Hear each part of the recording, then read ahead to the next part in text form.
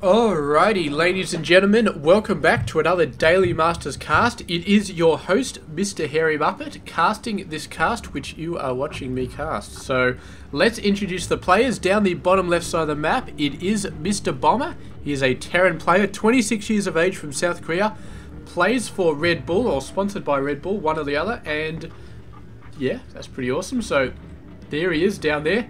ST. I'm not sure what ST stands for. Was he previously? Let me have a look here. He was part of the Startail team until December. So this was cast last year. So yeah, Startail. There we go. Beautiful, beautiful stuff. And his opponent up the top right side of the map, it is Mr. Soulkey, who is 22 years of age from South Korea. Plays for SK Telecom T1, which is pretty awesome.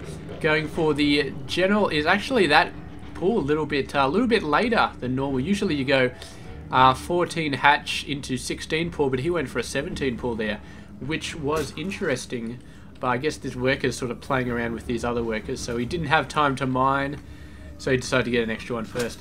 And there we go. Didn't really stop this from being built, but I assume he knocked some workers around a little bit. And yeah, so far, I don't know why I'm checking the units lost thing, but I thought I just would, and just put the microphone a little bit there. Wasn't quite pointing at my mouth, which is definitely not a good thing. There we go. So hatchery coming down. Pool just a little bit late, but not too bad. He's actually got a ton of stuff, so we're going to be seeing double queen come out, and who knows what else. Maybe an early third base, because since he does know that the early expansion is coming out for Bomber, so an early third base for Soulkey is almost going to be standard in this situation. I mean, anytime past the 5 or 6 minute mark, you do not want to be starting your third base.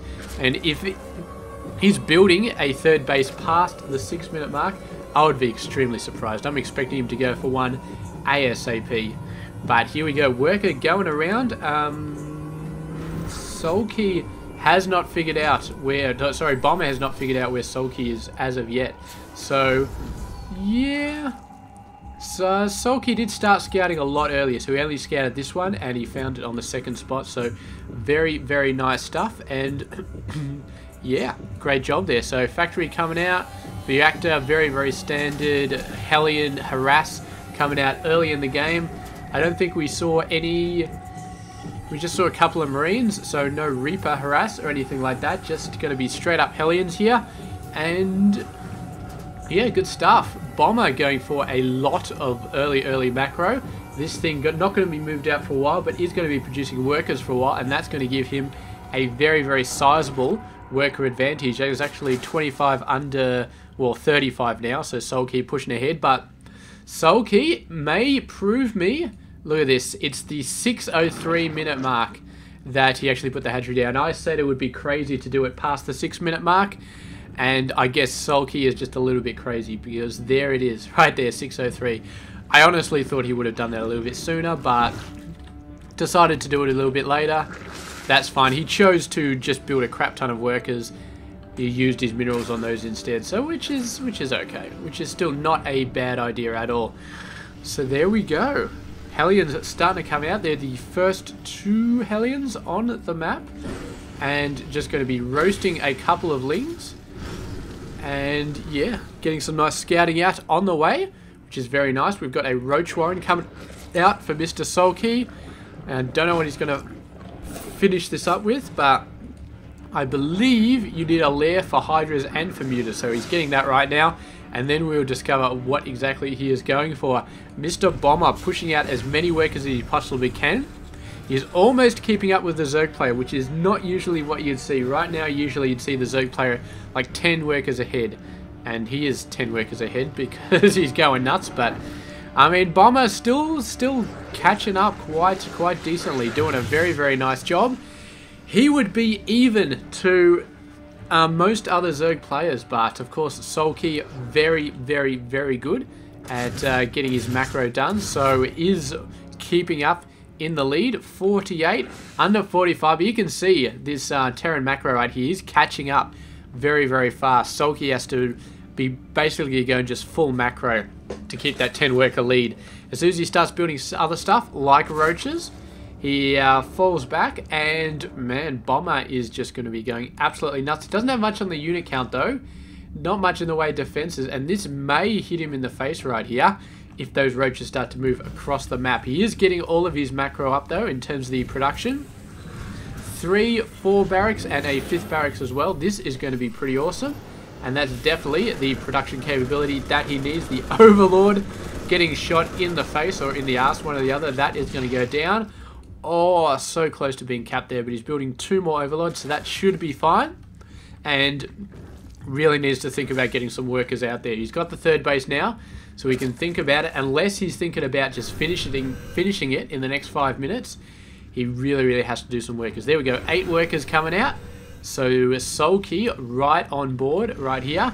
And Widow Mines are coming out. There are no Widow Mines, 4 Widow Mines total out. Only 1 Marauder, which I'm thinking he'll probably want to change fairly soon, because he needs a lot of Marauders here to sort of fend these guys off. I mean, Widow Mines going to be doing something. Oh, nice.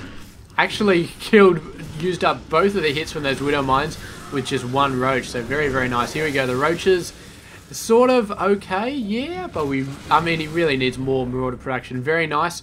Overseer. Now we could possibly go in there. It's kind of hard to do stuff there, but he is definitely making sure that all of that stuff happens here. Putting the Changeling right underneath it just for a bit of annoyance. And the Spire is coming out now. So you can see by the upgrades, he's looking at going Mutaling on the long term. Building 2 hatcheries. I believe one of them is a macro hatch. There it is, out the front there. And a 4th base as well. So Soulkey, with a bunch of roaches, is pushing himself into the mid to late game with all of this macro and the spy tech. Definitely into the mid game. So I think early game is pretty much over. Soulkey is not going to be able to crush Mr. Bomber anytime soon. Even with that massive amount of roaches, this gap is just too well defended. He would lose too many forces. So he's going to have to be happy with harassing the 3rd base and getting an insane amount of macro for his own base. But drops are coming in. There is 1 Spore Crawler here, and there we go. He's going to do a bit of shooting. Couple of lings coming in to help, and those lings are going to buy a fair bit of time. Some workers are going down. Roaches are having a bit of a hard time getting through to actually destroy these guys, but 1 medevac does go down. Another set of drops coming over here. Very nice job from Mr. Bomber. He's only killed 2 workers so far, but he's looking to increase that number right here. Thankfully, Mr. Soulkey, he's got a ton of creep spread, so getting from one side of the base to the other, quite easy for him to do. The medevac just shooting around. He'll have to make sure he chases this. But no, it is getting out of range, and the Overlord is actually chasing. I'm not sure if that's a good idea, but 3rd base moving to a different location. This roach is keeping it from landing. No burrow tech, I assume, because otherwise this guy would be burrowed. But it doesn't really make sense that you can't land on top of a burrowed unit, because I mean, it's burrowed, it's under the ground, so you should be able to land on top of it. And then if the thing just tries to get up, it'll just be like, well, shit, I can't actually get up. So that's annoying. But yeah, Bomber so far, I mean, what has he got? He's got 1-1, 2-2, very close to being finished. So he's persevered through all of Soulkey's harassment and attacks and all that sort of stuff. He's built himself quite a kick-ass army right here. And Soulkey, on the other hand, is he ready? He's starting to look a little bit ready. He's got some mutas, he's got some banelings. Baneling's very important. He's still got a decent amount of roaches. If he keeps the baneling numbers coming out and he gets a decent number of mutas, I think he's going to be okay. And there are a ton of banelings coming out. So he knows exactly how to deal with Triple M. The mutas coming in and not being a little bit skittish. I thought maybe they were just going to run straight into the worker pile and go nuts, but did not happen that way. And oh, Bomber, no, not going for an intercept there. A bunch of banelings and roaches going around. They're going to go around the far side, hit this from the left, I assume. But if Bomber starts to move out right now, then they may be in the completely wrong place, because he needs, oh my god, Bomber, the macro is just gone absolutely over the top. And Soulkey has a decent number of units, but you really need a lot of units to really throw at these guys. So I don't know, man. Soulkey's looking like he's in a bit of trouble, but if he manages to kill a lot of the workers over here, then maybe he will be okay. The workers getting the hell out of there. Some of them do go down. Roach is going to be attacking them. And the main army coming over here. But there is somebody on the watchtower. So Bomber does know that these guys are coming in. They choose to go around. Are they going for the old third base location? I think that's exactly what they're doing. Don't see anything there. Maybe going up the ramp. Maybe seeing if they can bust down. Definitely knock off the reinforcements. But they're going to get flanked so hard if they do this.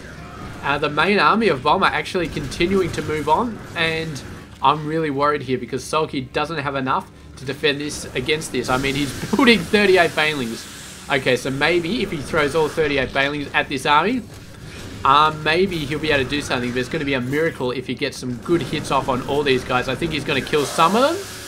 I don't think he's going to be able to kill all of them. There we go. The banelings, just a ton of banelings. Moving on in.